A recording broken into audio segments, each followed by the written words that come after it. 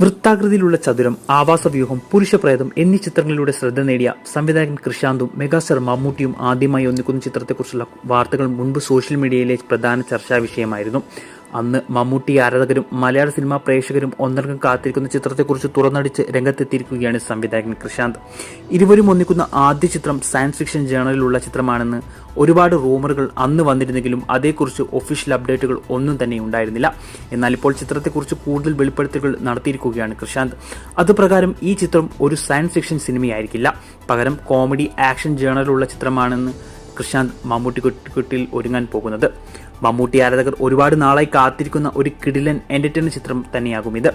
ഇതിനോടകം മമ്മൂക്കയോട് കഥ പറഞ്ഞ് താരം ഓക്കെ പറഞ്ഞ ചിത്രം അടുത്ത വർഷം ആരംഭിക്കാനിരിക്കുകയാണ് കൃഷാന്ത്. മമ്മൂട്ടി കമ്പനിയുടെ ബാനറിൽ മമ്മൂക്ക തന്നെയാണ് ഈ ചിത്രം നിർമ്മിക്കുക.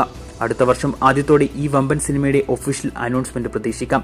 അതേസമയം മമ്മൂക്കയുടെ അടുത്ത റിലീസായി തിയേറ്ററിലെത്താൻ പോവുകയാണ് ജിതിൻ കെ ജോസ് സംവിധാനം ചെയ്ത കളങ്കാവൽ. ഈ വർഷം ഒക്ടോബർ 9 ചിത്രം റിലീസ് ചെയ്യാനാണ് അണിയർ പ്രവർത്തകർ ലക്ഷ്യമിടുന്നത്. ചിത്രത്തിന്റെ ഒഫീഷ്യൽ ടീസറും വരും ദിവസങ്ങളിൽ പുറത്തുവിടും.